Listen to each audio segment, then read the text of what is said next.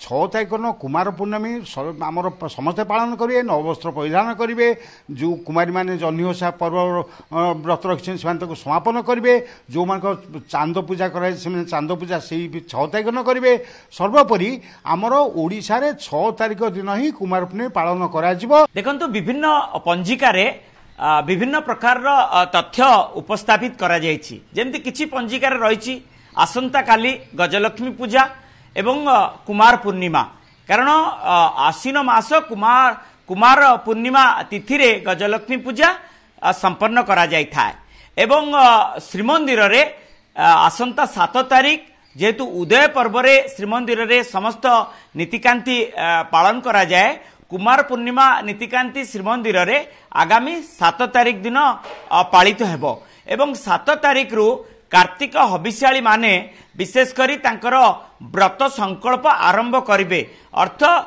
7 तारीख दिन कुमार पूर्णिमा एवं प्रतिपदा रहिछि कुमार पूर्णिमा परदिन ही कार्तिक व्रतधारिणी माने हबिष्याली माने व्रत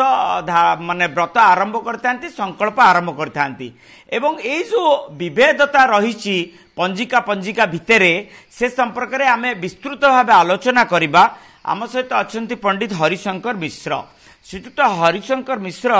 महोदय आमको पूरा विस्तृत भाव कहतु किभली भावे जो झील माने विशेष करी कुमार पूर्णिमा पालन करथांती चांद देखंती एवं सेपटे गजलक्ष्मी पूजा विभिन्न मंडप रे गजलक्ष्मी पूजा ये सबू किभली भावे आगामी आसंता काली पालन करा जिवो ना 7 तारीख दिन पालन करा जिवो श्रीमंदिर अनुसार। जय श्री जगन्नाथ आमर जो चंद्र पूजा करा जाए ता जो दिन अस्त बेल को चंद्र उदय हुंती बा अस्त बेल को पूर्णमी तिथि थाए से दिन आमर चंद्र पूजा करा जाए। कुमार पूर्णिमार विशेषत्व होची जे से दिन जह्नी ओषार समाप्ति होता है जो कुमारी माने जह्नी ओषा पर्व पालन करथानी से तार समाप्ति करती चांद पूजा करती एवं आम विधि व्यवस्था अनुसार से चांद को लुचेक गोटे जगह खाती तांकर मानसिक थाए जे आम कार्तिक भली गोटे स्वामी पाइबू यह तांकर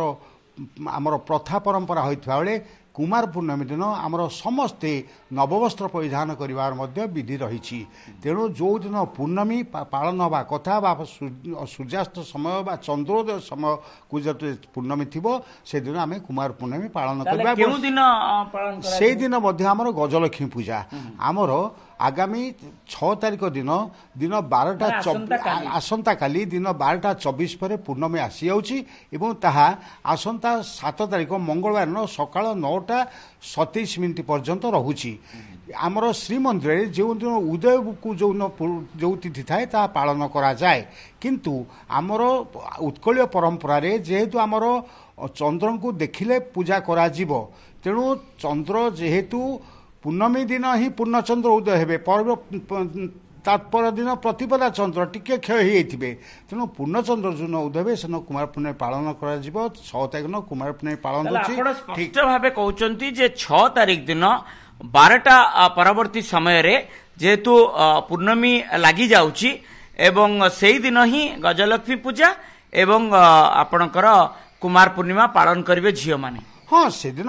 विधि व्यवस्था पूर्णमीर एकदिष्ट पार्वण साधन से दिन निर्धारण कर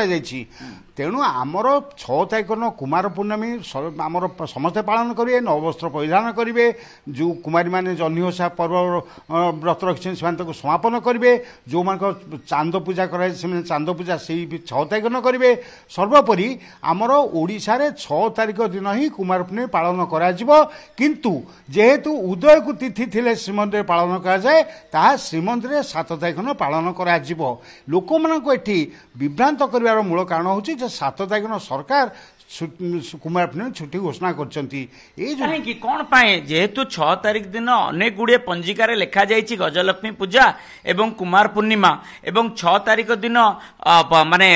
तिथि मध्य देखौछि एवं समय मध्य कहूछि कुमार पूर्णिमा कहीं सरकारी स्तर में 7 तारीख दिन छुट्टी घोषणा करा जाइछि आमर जिते सरकार छुट्टी घोषणा करा जाए ता पूर्व से केतोटी निर्दिष्ट पंजिकाकार को मागी था छुट्टी तालिका से पांजी संशोधन हो न था पांजी पांजी प्रचलन हुए एप्रिल मास 14 तारिख ठारू पांजी पढ़ा हुए दोल पूर्णमी दिन किंतु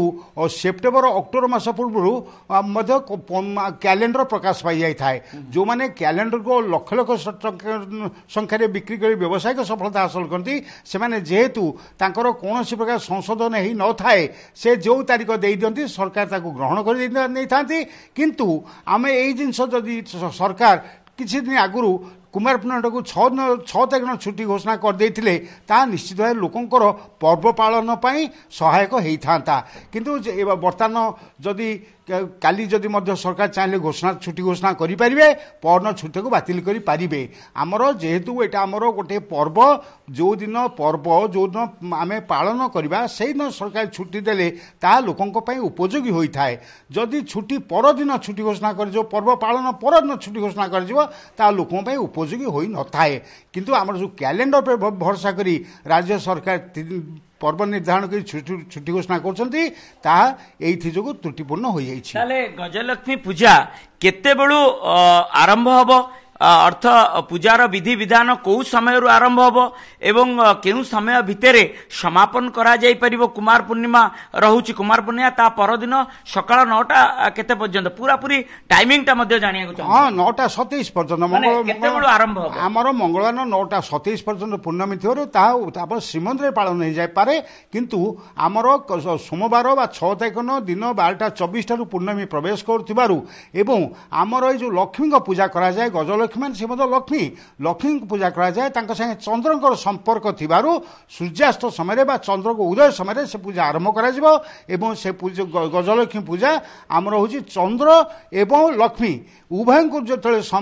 संबद्ध थी से पूजाटा करा जाए तेणु 6 तारिख ना गजलक्ष्मी पूजा करा जिवो एवं 6 तारिख कुमार पूर्णिमा पालन करा जिवो 6 तारिख जह्निओषा पालन करा जिवो 6 तारिख जो माने चंद्र पूजा मासिक चंद्र पूजा करनी से 6 तारिख पालन करेंगे किंतु 7 तारिख श्रीमंदिर रे सुदर्शन महाप्रभु विजय नीति रही था जो 4 आश्रम परिक्रमा करिथांती सी गोटे अनन्य विधि परंपरा रही रत्न सिंहासन रु महाप्रभु सुदर्शन आसंती दोलरे विजय हुंती दोलरे विजय हुई से 4 आश्रम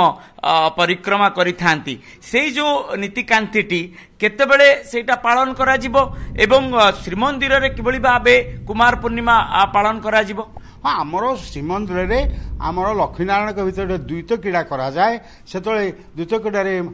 माधव हारी लक्ष्मी पाखे बंधा पड़ती यह आमर परंपरा धार्मिक परंपरा से दिन पूर्णमी दिन जेहेतु सुदर्शन 4 आश्रम विजय करेंगे आमर श्रीमंदिर परंपरा जो उदय को जो तिथि थी पालन कर 9:24 पर्यंत जेहेतु पूर्णमी रही सेतु श्रीमंदिर से दिन कुमार उत्सव हम द्वैत क्रीड़ा हम एवं आमर सुदर्शन 4 आश्रम विजय करेंगे किंतु उत्कलीय परंपरा रे आमे समस्ते 6 तारिख नववस्त्र परिधान करवा आम 6 तारिख जह्निओषा पर्व समापन करवा चांद पूजा करवा एवं जो मैंने प्रति पूर्णमी चंद्र पूजा करते 6 तारिख नहीं करेंगे कारण 7 तारिख चंद्र उदय बेलू प्रतिपद तिथि आसी निश्चित गोटे स्पष्ट कले पंडित हरिशंकर मिश्र आसंता काली 6 तारिख सोमवार जो दिन गजलक्ष्मी पूजा 12:24 रु पूर्णिमा तिथि लगुची एवं ता परदिन 9:25 पर्यंत रही एवं ताहाले आमे कहि परिबा जे दिन 12:24 रु जेहेतु लगुची गजलक्ष्मी पूजा एवं कुमार पूर्णिमा कुमार उत्सव आरंभ हबो।